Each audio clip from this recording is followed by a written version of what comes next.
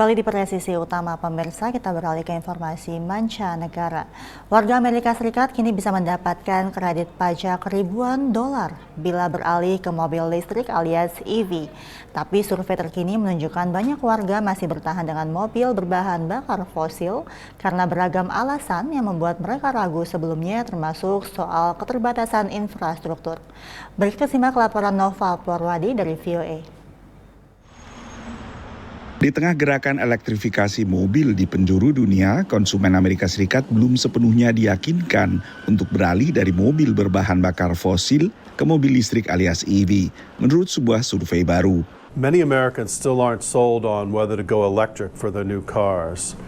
They're concerned about the price and they're concerned about charging, so when they go on a longer trip, they want to make sure that there are enough charging stations available. About half of Americans, according to the poll, say they're worried about the range of their electric vehicles. And about 4 in 10 say that it may take too long to charge their car or that they don't know of a public charging station nearby.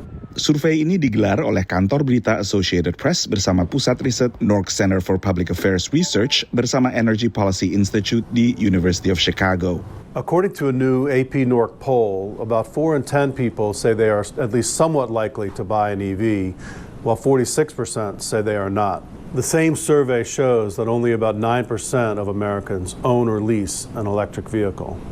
Survei tahun ini tak banyak berubah dari jajak pendapat tahun sebelumnya setelah pemerintahan Joe Biden menggalakkan energi bersih dan dengan ditandatanganinya Inflation Reduction Act atau Undang-Undang Pengurangan Inflasi pada 2022 yang memberi berbagai insentif pajak bagi pembeli EV. Menurut Cox Automotive, baru pada 2023, total penjualan mobil listrik di Amerika Serikat menembus 1 juta unit. Ini merupakan angka penjualan tertinggi, meski masih mencakup hanya 7,6% dari total penjualan mobil baru di Amerika.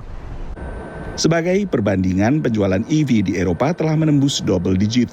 The cost concerns are decreasing with every single year because it used to be where it was 10-15,000 more for an EV compared to an internal combustion or hybrid, where that's probably more in the realm of 2,500 to 5,000 now and just getting lower still with all of the credits. Di Cincinnati, negara bagian Ohio, Caleb akhirnya melirik mobil hybrid, bukan sepenuhnya EV. Karena ia khawatir saat menggigilnya suhu udara musim dingin nanti, baterai mobil bisa mendingin sehingga bakal lebih terbatas lagi jangkauannya. So really it'd be more at that point of figuring out the charging situation at home, getting charging installed here, but then also looking towards getting green energy from home in like the form of a solar panel, because it seems counterproductive to charge an electric vehicle with coal-powered energy. Pengendara mobil di AS umumnya menilai mobil listrik memadai untuk berbagai kegiatan rutin di dalam kota, seperti belanja ke supermarket atau mengantar anak ke sekolah. Tapi untuk perjalanan luar kota, seperti yang sering dilakukan saat libur panjang, mereka kembali khawatir dengan pengecasan baterai dan jangkauan mobil. Dari Washington DC, Nova Purwadi dan tim VOA.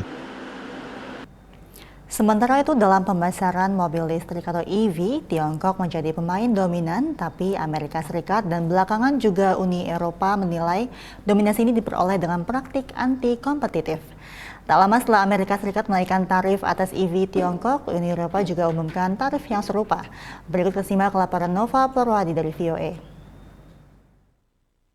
Komisi Eropa, lembaga eksekutif Uni Eropa, pada pertengahan Juni mengancam kenaikan bea impor sebesar 38% bagi mobil listrik alias EV dari Tiongkok. Kenaikan tajam dari tarif saat ini sebesar 10%. Tiongkok dituduh melakukan praktik anti-kompetitif. In particular, this value chain benefits from unfair subsidiarization, which is causing a threat of economic injury to EU battery electric vehicles producers. Merespons tudingan ini, Tiongkok balik menuduh Uni Eropa melakukan praktik proteksionisme dan mengancam reaksi keras. 我们敦促欧方恪守支持自由贸易、反对保护主义的承诺，同中方一道维护好中欧经贸合作大局。中方将采取一切必要措施，坚定维护自身合法权益。Sebelumnya Amerika Serikat juga meningkatkan tarif atas mobil listrik Tiongkok dari 25% ke 100% tahun ini. Juga dengan alasan praktik anti kompetitif yang dilakukan pemerintah di Beijing lewat beragam subsidinya. These tariffs were well within the expected range, and I think while they will certainly be felt, they're by no means the end of Chinese EV sales in Europe. That's because for the past several years, Chinese EV makers have been able to offer very competitive prices, and now that we're looking at these tariffs, they'll be forced to cut into their profit margins or pass along some of those increases to their consumers, or some combination of both. Kelompok advokasi European Federation for Transport and Environment memperkirakan EV asal Tiongkok bisa mencakup 1/4 penjualan EV baru di Eropa pada 2024. As China is still struggling with its own economic recovery, it doesn't want to have a broader trade war with any major trading bloc or country. So whether that's the EU or the US, I think in many cases China feels like a trade war is being thrust upon them.